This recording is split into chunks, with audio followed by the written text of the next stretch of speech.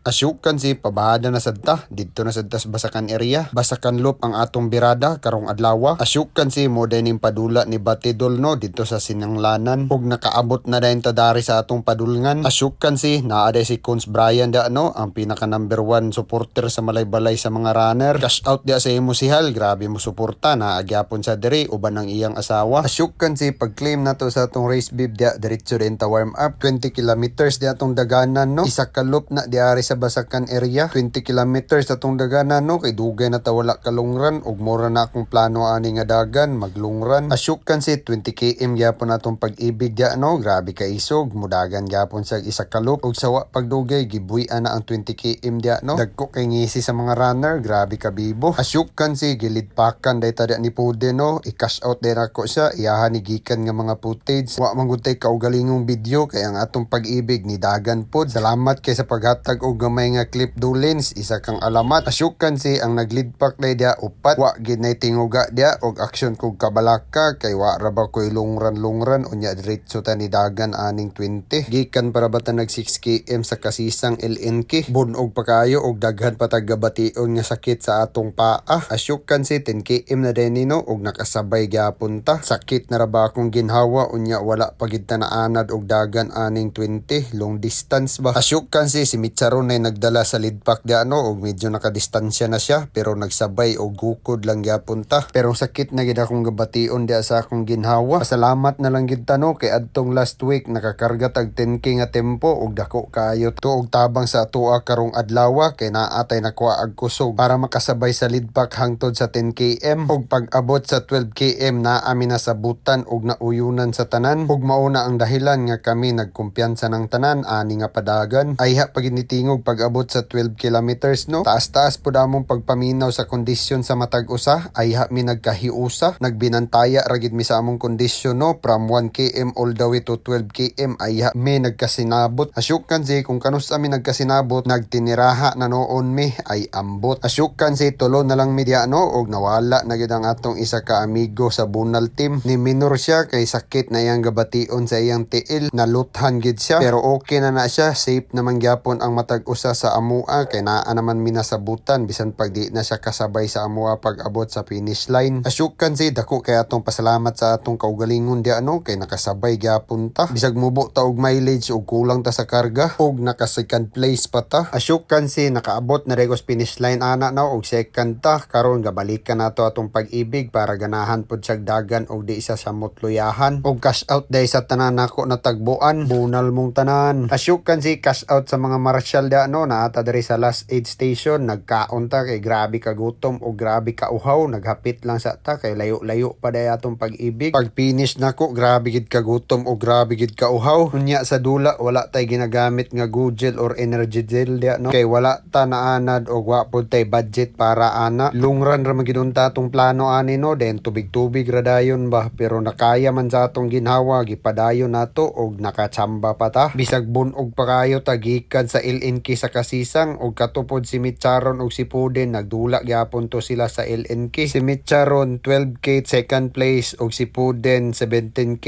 fifth place. Asyukan si natagbuan na din nato atong pag-ibig dia no sa last 4 kilometer og naa siya pacer. Salamat kayo sa imo dulins kay naa ka nagsabay-sabay sa iya og nakapush makatabang sa iyang pagdagan. Asyukan si purma og plaster pa kayo ang dinaganan niya dia no pero naay mga time nga gabaklay siya no para makarecover. Asyukan si nakaabot na mi sa last station dia og kamay na lang nga utong isog-isog pod ni siya ginhawa no kay wala ba gyapon ni say mileage unya ni dagan gyapon 20 km lungran daw kuno gyapon niya. Nakasurvive pod baya siya og nag-finish siya nga first place sa age category sa 30 under og cash out de sa atong mga mamitikay no paldo kay mga runners ani kay wala tuo ang mamitikay unya daghan pagid kaayo syarog di ka ganahagdagan ani nga kada taud-taud na ay tutok nga kamera sa imo. Cash out dia sa imo idolo. Salamat kayo sa mga pitik nimo. Cash out pod sa imo Kuya Buyet og sa imong wifey mo din sila ang tag-iya sa larapan. Cash out pod sa imo da kuy. Asyukan si last 200 meters no og naa na poy mamitikay dia. Cash out sa imo da kuy.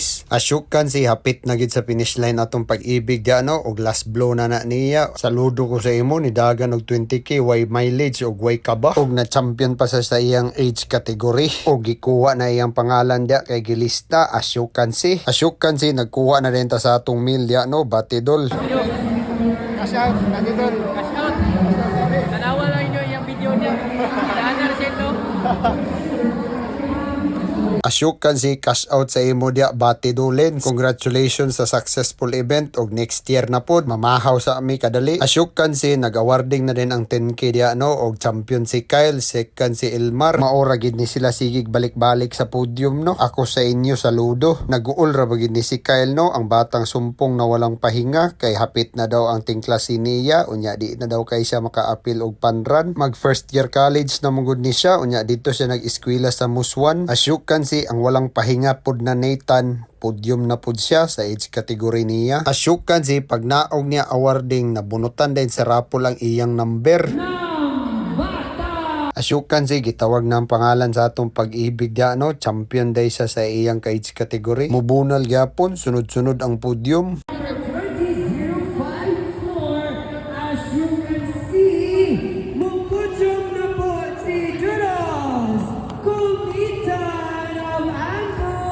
Asyukan si cash out day sa atong MC nga si Cody murag na impluwensyahan gid ni sa no kay permi naanay asyukan si pag naa na atong pangalan sa iyang pagsulti. Asyukan si cash out J Marvin ang haligi ng trail running. Asyukan si ato na rin gitunol atong kasabutan da sa atong amigo no. Cash out sa imo Dolens next time na pod. Nice game. Asyukan si pauli na tanaw paldo. Salamat kayo sa padula ninyo Batidol. Nahala lihok tao.